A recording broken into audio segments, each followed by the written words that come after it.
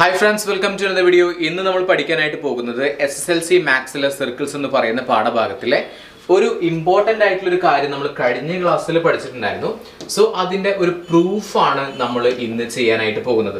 നമ്മൾ കഴിഞ്ഞ ക്ലാസ്സിൽ പഠിച്ച കാര്യം ഒന്ന് പറയാം. കഴിഞ്ഞ ക്ലാസ്സിൽ പഠിച്ചതായിരുന്നു നമ്മൾ ഒരു സർക്കിൾ വരച്ചു, അതേപോലെ തന്നെ ഒരു കോഡ് വരച്ചു. ഓക്കേ, ഒരു കോഡ് വരച്ചു. എന്നിട്ട് നമ്മൾ ഇങ്ങനെ ആ സർക്കിളിലേക്ക് അത് ജോയിൻ ചെയ്യുന്ന സമയത്ത്, അതേപോലെ തന്നെ ഇവിടെ ഒരു സെൻട്രൽ ആംഗിൾ ഉണ്ടാക്കുന്ന സമയത്ത്, അതേപോലെ തന്നെ ഇവിടെ ഈ ഒരു ചെറിയൊരു ഭാഗത്തും ഇങ്ങനെ ആംഗിൾ ഉണ്ടാക്കുന്ന സമയത്ത് ഈ ആംഗിൾ, ഫസ്റ്റത്തെ ആംഗിൾ എന്ന് പറയുന്ന ഈ ആംഗിൾ എന്താണെന്ന് പറഞ്ഞത്? ഈ ആംഗിൾ എക്സ് ആണെങ്കിൽ ഈ ആംഗിൾ എന്ന് പറയുന്നത് എന്തായിരിക്കും എന്ന് പറഞ്ഞു? 2x. നമുക്ക് ഇതൊന്ന് റിമൂവ് ചെയ്യാം, നമുക്ക് ഇതിന്റെ ആവശ്യമില്ല. So we are going to prove. നമ്മൾ നേരത്തെ പറഞ്ഞ കാര്യം ഒന്ന് പ്രൂവ് ചെയ്യാനായിട്ട് പോവാണ്. ഒന്ന് ക്ലിയർ ആയിട്ട് വർക്ക് ചെയ്യാം. യെസ്, ഓക്കെ, ഇതാണ് നമ്മുടെ ഒരു ക്വസ്റ്റ്യൻ എന്ന് പറയുന്നത്. ഓക്കെ, സോ നമുക്കിതൊന്ന് ചെയ്യാം. ആദ്യം നമുക്ക് ഇതിന് പേര് കൊടുക്കാം. എന്തെങ്കിലും ഒരു പേര് കൊടുക്കണ്ടേ? നമുക്കതിന് പേര് കൊടുക്കാം. ഫസ്റ്റ് ഓഫ് ഓൾ ഞാൻ പേര് കൊടുക്കുന്നതാണ്. എ എന്ന് പേര് കൊടുത്തു ഇതിന്, അതുപോലെ തന്നെ ഇതിന് ബി എന്ന് പേര് കൊടുത്തു, ഇതിന് ഒ എന്ന് പേര് കൊടുത്തിട്ടുണ്ട്. അതേപോലെ തന്നെ ഇവിടെ ഞാൻ എ ബി സി, ഇവിടെ അതുപോലെ തന്നെ ഡി എന്ന് ഞാൻ പേര് കൊടുത്തിട്ടുണ്ട്. ഓക്കെ, ഇങ്ങനെ പേരുകൾ കൊടുത്തിട്ടുണ്ട്. ഓക്കെ, ഇനി ഇവിടെ ഉള്ള ഒരു ആംഗിൾ, ഇവിടെ ഒരു ആംഗിൾ ഉണ്ടാവുമല്ലോ. ഓക്കെ, ഇവിടെയുള്ള ആംഗിളിന് ഞാൻ പേര് കൊടുക്കുന്നത് ഒരു സീന്നോ, സെൻട്രൽ ആംഗിൾ അല്ലേ, വേണമെങ്കിൽ സി എന്ന് കൊടുക്കാം. ഇനി രണ്ട് സി ഉണ്ടെങ്കിൽ കൺഫ്യൂഷൻ വേണ്ട, ഞാൻ വേറെ എന്തെങ്കിലും പേര് കൊടുക്കാം. രണ്ട് സി ഉള്ളതൊന്ന് കൺഫ്യൂഷൻ ഒഴിവാക്കാനായിട്ട് ഞാൻ വേണമെങ്കിൽ ഒരു നമുക്കൊരു എക്സ്ട്രാ സംതിങ് എന്താ പറയുക, ഒരു ചേഞ്ചിന് വേണ്ടി നമുക്ക് സെഡ് എന്ന് കൊടുക്കാം. സെഡ് ഏത് വേണമെങ്കിലും കൊടുക്കട്ടെ, ഞാൻ സെഡ് അല്ലെങ്കിൽ സി എന്ന് പറയുന്ന ഒരു സംഭവമാണ് കൊടുത്തിട്ടുള്ളത്. ഇത്രയാണ് നമുക്ക് തന്നിട്ടുള്ള കാര്യം കേട്ടോ, ഇത്രേ തന്നിട്ടുള്ളൂ. ബാക്കി നമ്മൾ ചെയ്യാനായിട്ട് പോകുന്നുണ്ട്. അപ്പൊ ഞാൻ ആദ്യം ചിത്രം ഒന്ന് വലുതാക്കിയിട്ട് ഒന്ന് കാണിക്കാം. ഓക്കെ, ചിത്രം ഒന്ന് വലുതാക്കി ഞാൻ കാണിക്കാം. അതിനുശേഷം നോക്കാം, നമുക്ക് ഒന്ന് വലുതാക്കി ഇവിടെ വെക്കുന്നുണ്ട്. ഓക്കെ അല്ലേ? അപ്പൊ നിങ്ങൾക്ക് വ്യക്തമായിട്ടുള്ള കുറച്ചും കൂടിയും ഒരു ഡീറ്റെയിൽ ആയിട്ടുള്ള ഡീപ്പായിട്ടുള്ള ഒരു അണ്ടർസ്റ്റാൻഡിങ് ഉണ്ടായിരിക്കും. ഇതുവരെ തന്നിട്ടുള്ള കാര്യങ്ങളൊക്കെ നമുക്കൊന്ന് എഴുതി വെക്കാം, എന്നിട്ട് ബാക്കി കാര്യങ്ങൾ പറയാം. ഇവിടെ എ ഒ ബി എന്ന് പറയുന്ന ഒരു ആംഗിൾ ഉണ്ട്. ആംഗിൾ എ ഒ ബി എന്ന് പറയുന്ന ഒരു ആംഗിൾ ഉണ്ട്. Angle A O B is equal to എന്താണ്? സി ആണ്. സി എന്ന് പറഞ്ഞാൽ സെഡ് ആണ് കേട്ടോ, മനസ്സിലാക്കണേ, സി ആണ്. ഓക്കെ, നമ്മളോട് പ്രൂവ് ചെയ്യാൻ പറഞ്ഞിട്ടുള്ളത് എന്താ? പ്രൂവ് ദാറ്റ് ഈ ആംഗിൾ ഉണ്ടല്ലോ എ സി ബി എന്ന് പറയുന്നത്, prove that angle A C B is എത്രയാണെന്ന് തെളിയിക്കണം? z/2 എന്ന് തെളിയിക്കണം. ഇതാണ് നമ്മുടെ ക്വസ്റ്റ്യൻ ട്ടാ. Prove that angle A C B is equal to z/2, അതായത് z/2 ആണെന്ന് തെളിയിക്കണം. ഇവിടെ ഈ ഒരു ആംഗിൾ എന്ന് പറയുന്നത് z/2 ആണെന്ന് തെളിയിക്കാനാണ് നമ്മളോട് പറഞ്ഞിട്ടുള്ളത്. മനസ്സിലായല്ലോ? ചോദ്യം വ്യക്തമാണല്ലോ, ചോദ്യത്തിൽ ഒരു കൺഫ്യൂഷൻ ഇല്ലല്ലോ. ഓക്കെ, സോ അഗെയിൻ നമുക്കിതൊന്ന് ചെയ്യാം. അപ്പൊ ഇത് കുറേശ്ശെ ആയിട്ട് നമ്മൾ ചെയ്യുന്നത് കേട്ടോ. ഓക്കെ, അപ്പൊ നിങ്ങൾക്ക് പതിയെ എല്ലാ കാര്യങ്ങളും ഡീറ്റെയിൽ ആയിട്ട് നമ്മൾ പറഞ്ഞു പോകുമ്പോൾ നിങ്ങൾക്ക് ഡീപ്പായിട്ട് ഇത് മനസ്സിലാകും. അതിന് വേണ്ടിയിട്ടാണ് നമ്മൾ ഇങ്ങനെ ചെയ്യുന്നത്. ഓക്കെ, സോ സെയിം പിക്ചർ നമ്മളിവിടെ വരച്ചിട്ടുണ്ട്. സെയിം പിക്ചർ ആണ്. ഓക്കെ ആണല്ലോ, വിസിബിൾ ആണല്ലോ. ഓക്കെ, സോ ഈ ഒരു സംഭവം വരച്ചിട്ടുണ്ട്. ഇനി നമ്മൾ ചെയ്യാനായിട്ട് പോകുന്നത് ഒന്ന് ശ്രദ്ധിച്ചേ, ഈ സംഭവം റിമൂവ് ചെയ്യുന്നുണ്ടേ. ഓക്കെ, നമ്മൾ ചെയ്യാനായിട്ട് പോകുന്നത് ആദ്യത്തെ ഒരു കാര്യം. ഓക്കെ, ഞാനിവിടെ ഒരു ലൈൻ ഇങ്ങോട്ടേക്ക് വരച്ചു. എവിടുന്ന ഈ വരയൊക്കെ വരച്ചിട്ടുള്ളത്? ഈ വരയൊക്കെ വരച്ചിട്ടുള്ളത് ഒരു കോമൺ പോയിന്റ് എന്നല്ലേ, ഈ ഒരു പോയിന്റ് എന്നല്ലേ വരച്ചിട്ടുള്ളത്. ആ പോയിന്റ് എന്താണ്? ആ പോയിന്റ് എന്ന് പറഞ്ഞാൽ വൃത്തത്തിന്റെ എന്താണ്? സെന്റർ അല്ലേ? ആ സെന്ററിൽ നിന്ന് വൃത്തത്തിലേക്ക് വരയ്ക്കുന്ന ഒരു വരയിനെ നമുക്കൊരു പേര് പറയാലോ. എന്താണെന്ന് പറയാം? അതിന് നമുക്ക് പറയാം റേഡിയസ് ആണെന്ന് പറയാലോ. റേഡിയസ് ആണ്. റേഡിയസ് ആണ്. ഓക്കെ, റേഡിയസ് മലയാളത്തിൽ പറയുമ്പോൾ ആരം. റേഡിയസ് ആണ്, ആരമാണ്. അപ്പൊ ഏതൊക്കെയാണ് ആരങ്ങൾ എന്ന് നോക്കിയേ. ആരമായിട്ടുള്ളത് ഒ എ എന്ന് പറയുന്നത് ഒരു ആരമാണ്. O A ഒരാരമാണ്. ഇനി ഏതുള്ളത്? ഒ ബി എന്ന് പറയുന്നത് എന്തിനാണ്? ഈ പറയുന്ന വൃത്തത്തിന്റെ ആരം തന്നെയാണ്. ഇനി ഇപ്പൊ ഞാൻ വരച്ചിട്ടുള്ള ഒ സി എന്ന് പറയുന്നത് എന്തിനാണ്? ഒ സി എന്ന് പറയുന്നത് ഒക്കെ എന്തിനാണ്? റേഡിയസ് ആണ്, അല്ലെങ്കിൽ എന്താണ്? ആരമാണ് എന്ന് നമുക്കറിയാം. ഇതുവരെ അറിയാം. ഓക്കെ, ഈ പറഞ്ഞിട്ടുള്ള ഒ എ അല്ലെങ്കിൽ എ ഒ എന്ന് പറയുന്നതും അതുപോലെ തന്നെ ഒ ബി അല്ലെങ്കിൽ ബി ഒ എന്ന് പറയുന്നതും അതേപോലെ തന്നെ ഒ സി എന്ന് പറയുന്നതും ഈ ഒരു സർക്കിളിന്റെ ആരമാണ് എന്നറിയാം. ആരമാണെന്നുണ്ടെങ്കിൽ ഇതൊക്കെ ഈക്വൽ ആയിരിക്കും. മനസ്സിലായല്ലോ? ഓക്കെ, ഇനി അടുത്തൊരു കാര്യം നോക്കാം. Same picture. ഓക്കെ, ഇതറിയാം. ഇനി നിങ്ങൾക്ക് അറിയാവുന്ന വേറൊരു കാര്യം കൂടി ഞാൻ പറഞ്ഞു തരട്ടെ. എന്താണെന്ന് വെച്ച് കഴിഞ്ഞാല് ഇങ്ങനെ ഒരു ട്രയാങ്കിൾ വരച്ചു, ഈ രണ്ട് വശങ്ങൾ ഈക്വൽ ആണെന്നുണ്ടെങ്കിൽ അതിന് പറയുന്ന പേരെന്താണ്? അതിന് പറയുന്ന പേരാണ് ഐസോസിലസ് ട്രയാങ്കിൾ. ഐസോസിലസ് ട്രയാങ്കിളിന്റെ ഈ രണ്ട് വശങ്ങൾ തുല്യമാണെങ്കിൽ ഈ ആംഗിളും എന്തായിരിക്കും? തുല്യമായിരിക്കും. ഇത് എ എന്ന് ഞാൻ പേര് കൊടുക്കുകയാണെങ്കിൽ അത് തന്നെയായിരിക്കും ഇവിടെ. അറിയാലോ, ഈ ഒരു കാര്യം നമുക്ക് അറിയുന്നതാണ്. ഓക്കെ, മനസ്സിലായല്ലോ? ഇനി വേറൊരു കാര്യം കൂടി ഞാൻ പറയാം. ഇതേപോലെ തന്നെ മറ്റൊരു കോൺസെപ്റ്റ് കൂടി ഇവിടെ മനസ്സിലാക്കി വെക്കേണ്ടതുണ്ട്. അതുകൂടി ഞാൻ പറയാം. എന്താണെന്ന് വെച്ച് കഴിഞ്ഞാൽ നമ്മളൊരു ട്രയാങ്കിൾ വരച്ചു. ഞാൻ പറഞ്ഞു ഈ ഒരു ആംഗിൾ എന്ന് പറയുന്നത് ഇതൊരു 60 ഡിഗ്രിയാണ്, ഇതൊരു 30 ഡിഗ്രിയാണ് എന്ന് ഞാൻ പറഞ്ഞു എന്ന് വിചാരിക്കാം. ഓക്കെ, അല്ലാന്നുണ്ടെങ്കിൽ എന്തെങ്കിലും ഒരു അളവ് ഞാൻ തന്നു വിചാരിക്കാം, 60, 30 തന്നെന്നുണ്ടെങ്കിൽ ഈ ആംഗിൾ എത്രയായിരിക്കും എന്ന് ചോദിച്ചാൽ നിങ്ങൾക്ക് പറയാൻ പറ്റും. ഓക്കെ, ഇനി വേറെ എക്സാമ്പിൾ പറയാം. ഇപ്പോൾ ഒരു ഇവിടെ ഒരു 40 ആണെന്ന് പറഞ്ഞു, അതേപോലെ തന്നെ ഇവിടെ ഒരു 30 ആണെന്ന് ഞാൻ പറഞ്ഞു. ഓക്കെ, ഈ ഒരു ആംഗിൾ എത്രയാന്ന് ചോദിച്ചു കഴിഞ്ഞാൽ എന്തായിരിക്കും നിങ്ങളുടെ ആൻസർ എന്ന് പറയുന്നത്? തീർച്ചയായിട്ടും ആ ഒരു ആംഗിൾ എന്ന് പറയുന്നത് എന്താണ്? ടോട്ടൽ നമുക്കറിയാലോ 180 ആണ്. 3 ആംഗിളും കൂടി കഴിഞ്ഞാൽ എത്ര കിട്ടണം? 180 കിട്ടണം. അപ്പൊ 180ൽ നിന്ന് ഇത് രണ്ടും കൂട്ടിയിട്ട് മൈനസ് ചെയ്താൽ പോരെ? 180 മൈനസ് എന്ത് ചെയ്താൽ മതി? 40 + 30 സീക്വൽ എത്രയാണ്? 180 മൈനസ് 40 + 30 തന്നെ 70 അല്ലേ?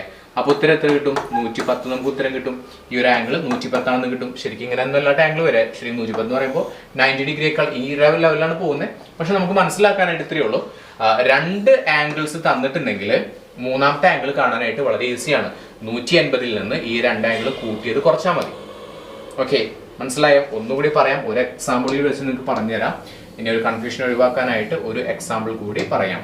അതായത് ഒരു ട്രയാങ്കിള്, ഓക്കെ, ഒരു ആംഗിൾ ഞാൻ പറഞ്ഞു 60 ആണ്, ഒരു ആംഗിൾ എന്ന് പറഞ്ഞു 35 ആണ് എന്ന് ഞാൻ തന്നിട്ടുണ്ട്. നേരിയ ഇത്രയും കാര്യങ്ങൾ തന്നിട്ടുണ്ട്. നിങ്ങളോട് ചോദിക്കുകയാണ് ഇത് എത്രയാണെന്ന് ചോദിച്ചു കഴിഞ്ഞാൽ what will be your answer എന്നുള്ളതാണ് ചോദ്യം.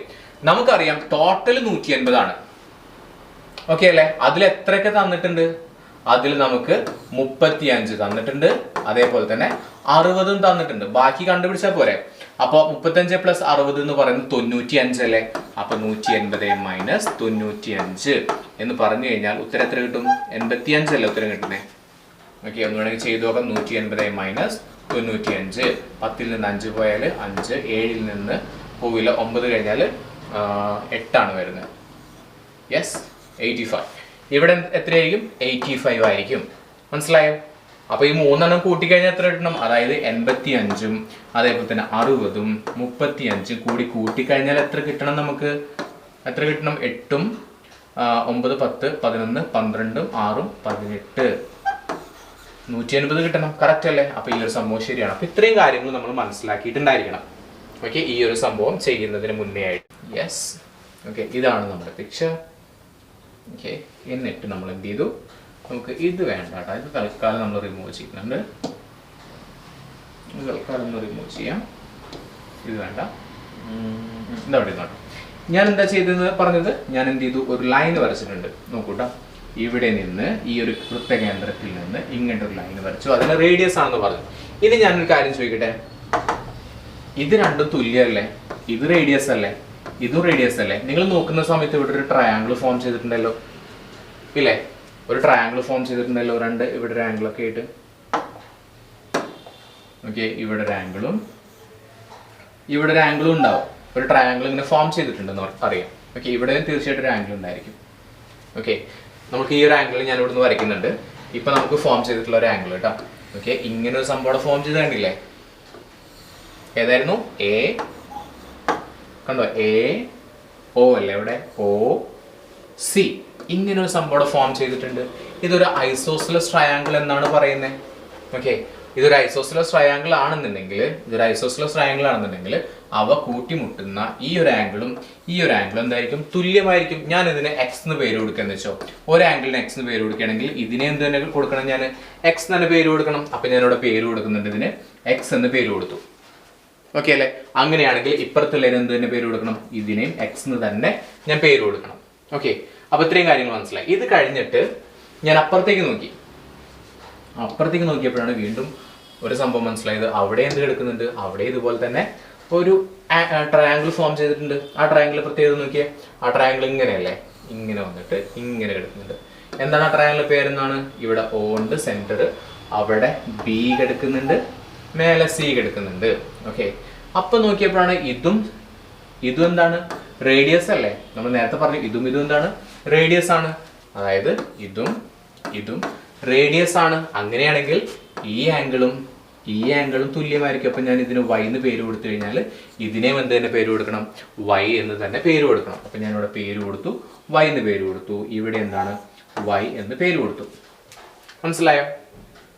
കിട്ടിയല്ലോ. ഇനി വേറൊരു കാര്യം ചോദിക്കട്ടെ. നമ്മൾക്ക് എന്ത് കിട്ടിയിട്ടുണ്ട്? 2 ആംഗിൾസ് കിട്ടിയിട്ടുണ്ട്. അങ്ങനെയാണെങ്കിൽ ഈ ഒരു ആംഗിൾ എത്രയായിരിക്കും? നമുക്കറിയാലോ. എങ്ങനെയാ കാണുന്നത്?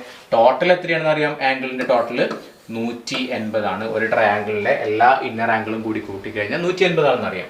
അപ്പൊ 180 നിന്ന് മൈനസ് എന്ത് ചെയ്താൽ മതി? 2y ഉണ്ടല്ലോ, 2y ചെയ്ത് കഴിഞ്ഞാൽ എന്ത് കിട്ടും? ഇവിടെ കിട്ടും. നമുക്ക് അവിടെ എഴുതാം 180 മൈനസ് 2y. അതായിരിക്കും ഈ ഒരു ആംഗിൾ എന്ന് പറയുന്നത്. അതേപോലെ തന്നെ നമുക്ക് നേരത്തെ കിട്ടിയിട്ടുള്ള ഇങ്ങനെ ഒരു സംഭവം ഉണ്ടായിരുന്നല്ലോ. നമുക്ക് ഇവിടെ 2 സെയിം ആയിട്ടുള്ള, ഇവിടെ 2 സെയിം ആയിട്ടുള്ള നമ്മളിവിടെ എക്സ് എന്ന് പേര് കൊടുത്തു. ഇവിടെയും അതുപോലെ തന്നെ എക്സ് തന്നെ പേര് കൊടുക്കണം എന്ന് പറഞ്ഞു. ഈ ആംഗിൾ എത്രയായിരിക്കും? തീർച്ചയായിട്ടും അവിടെ അതുപോലെ തന്നെ ചെയ്യാം. എന്ത് ചെയ്യാം? 180 മൈനസ് എത്ര എക്സ് ഉണ്ട്? 2x അല്ലേ? അതായിരിക്കും ഇവിടെ വരുന്നത് 180 മൈനസ് 2x ആയിരിക്കും ഇവിടെ വരുന്നത്. ഓക്കെ, 180 മൈനസ് 2x ഒന്ന് ക്ലിയർ ആയിട്ടൊന്ന് എഴുതി തരാം. 180 മൈനസ് 2x. ഓക്കെ, അപ്പൊ നമുക്ക് ഇവിടെ കിട്ടി. ഇവിടെ എന്താ കിട്ടിയത്? ഈ ഒരു ആംഗിൾ നമുക്ക് കിട്ടിയിട്ടില്ല. എന്തിനായിരുന്നു? 180 മൈനസ് 2x. ഓക്കെ, ഇവിടെ എന്താ കിട്ടി നമുക്ക്? 180 മൈനസ് 2y എന്നും കിട്ടിയിട്ടുണ്ട്. മനസ്സിലായോ? ഇത്രയും കാര്യങ്ങൾ നമുക്ക് കിട്ടിയിട്ടുണ്ട്. സോ ഈ ഒരു സംഭവം നമുക്കൊന്ന് എടുക്കാം.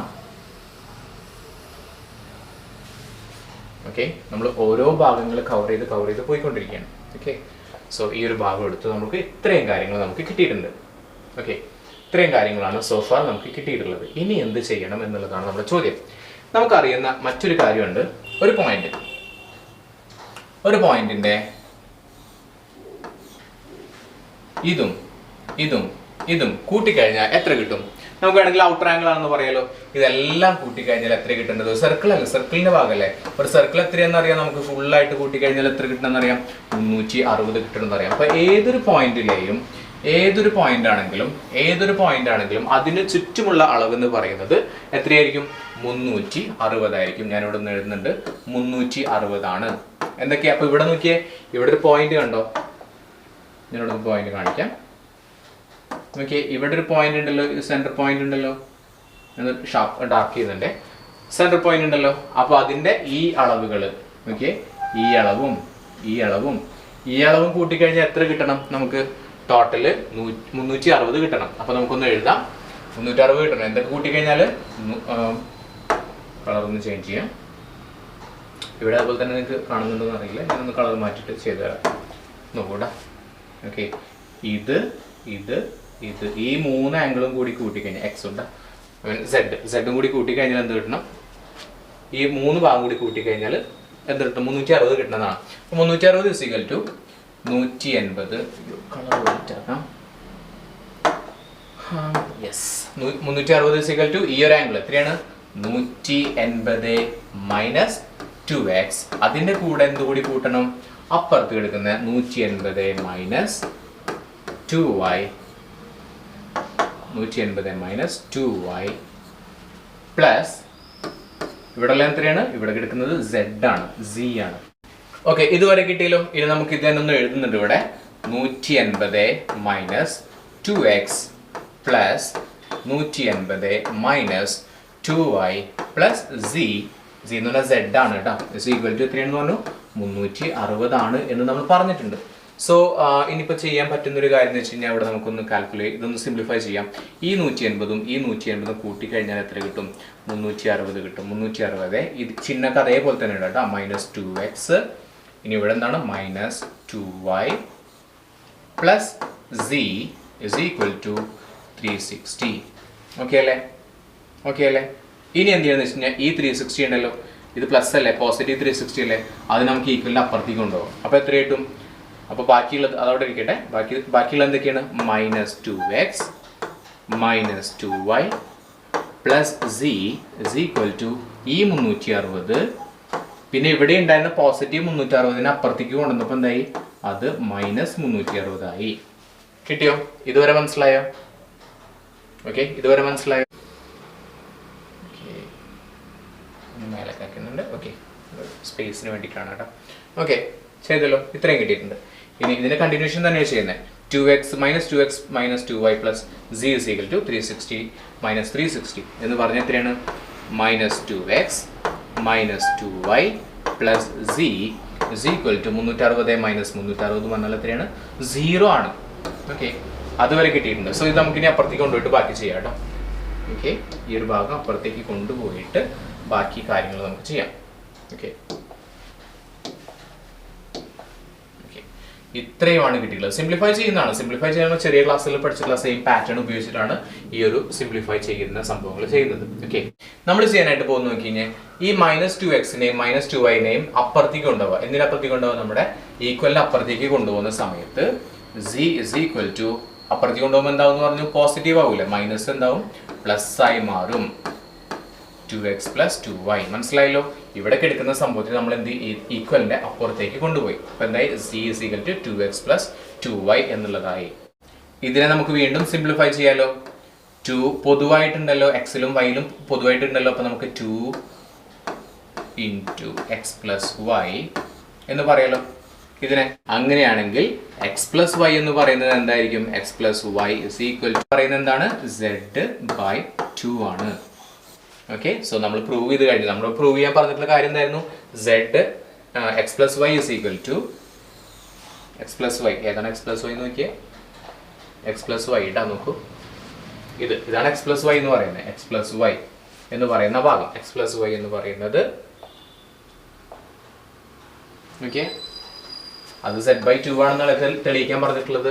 സോ നമ്മളത് പ്രൂവ് ചെയ്തിട്ടുണ്ട്. ഓക്കെ, നമ്മൾ പറഞ്ഞിട്ടുള്ള ക്വസ്റ്റ്യൻ എന്താണ്? പ്രൂവ് ദാറ്റ് ACB ഈ ഒരു ഭാഗം എന്താണെന്ന് പറഞ്ഞിട്ടുള്ളത്? z/2 ആണെന്ന് തെളിയിക്കാനാണ് പറഞ്ഞിട്ടുള്ളത്. ഈ ഒരു പോർഷൻ അതെന്താണെന്ന് തെളിയിക്കാൻ പറഞ്ഞിട്ടുള്ളത്? z/2 ആണെന്ന് തെളിയിക്കാനാണ് പറഞ്ഞിട്ടുള്ളത്. സോ അത് നമ്മൾ തെളിയിച്ചിട്ടുണ്ട്. ഇത്രയും സ്റ്റെപ്പുകൾ ചെയ്തിട്ട് നമ്മളത് പ്രൂവ് ചെയ്തിട്ടുണ്ട്.